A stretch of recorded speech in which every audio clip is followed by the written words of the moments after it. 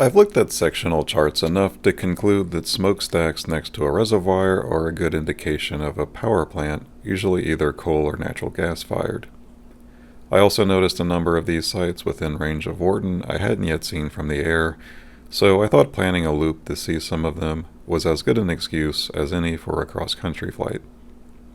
I'd begin by flying to Gibbons Creek Lake just east of College Station, next stopping at Coulter Field in Bryan for a touch and go. I continue west past another power plant at Lake Bryan to Caulfield Regional in Rockdale, where I'd stop to refuel from my backseat jug. I'd then turn south past another plant at Alcoa Lake to Lake Bastrop, home to the fourth plant on this route, and from there head east to my last plant near Fayette before heading directly back to Wharton.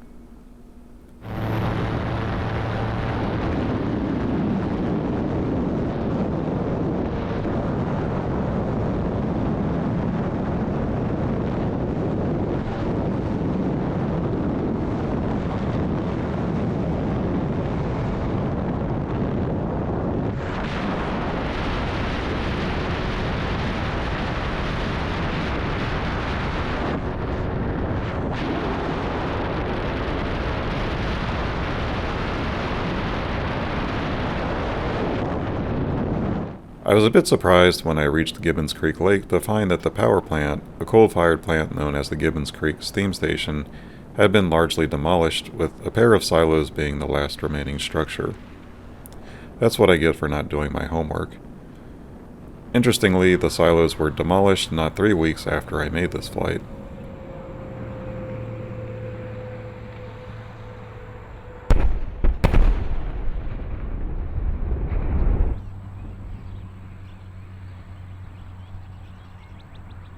Here's an illustration of what the plant would have looked like when it was operating.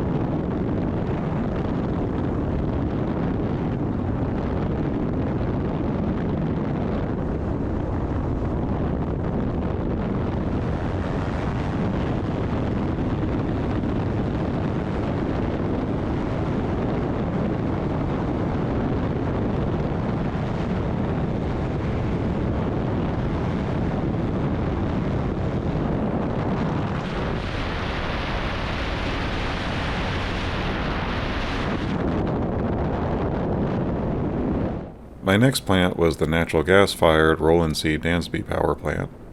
The cooling pond is known as Lake Bryan.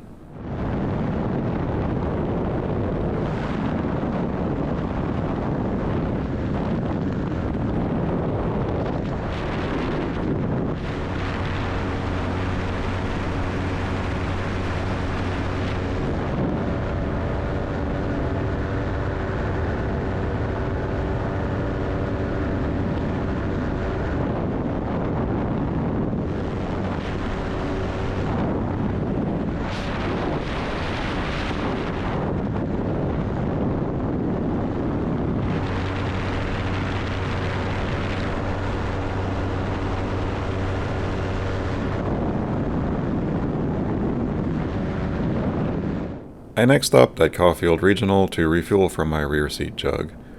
I'm not sure if I'd stop here again though, as there isn't much of an apron. I didn't want to block the fuel pump in case someone needed it, but there wasn't much room elsewhere.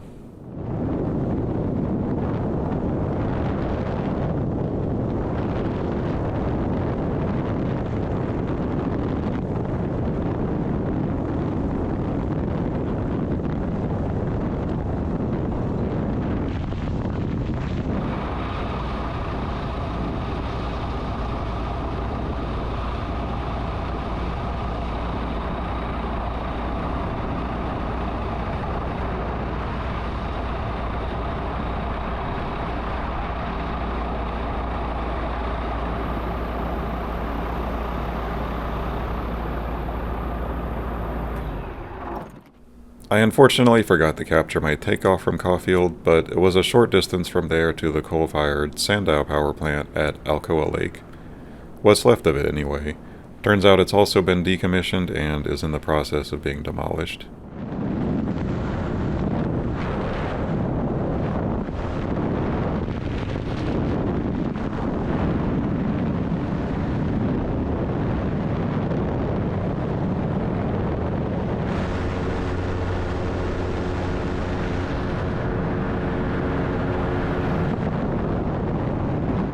My next destination was Lake Bastrop, the cooling pond for two adjacent natural gas plants, but I didn't get too close to them due to lack of landing options.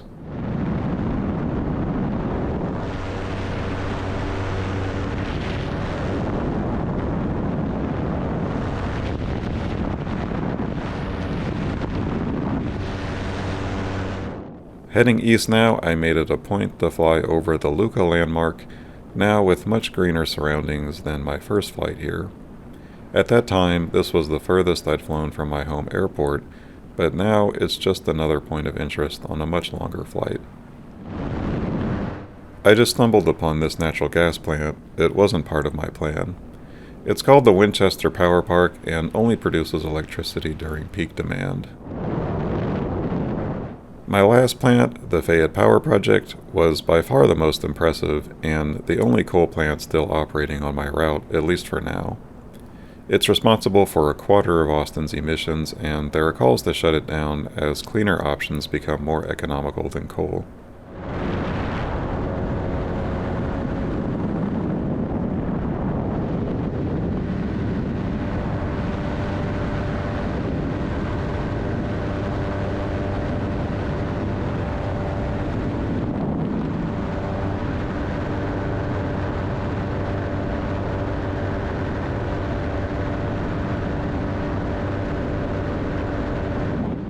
This facility, located near the Eagle Lake gravel mines, makes concrete girders.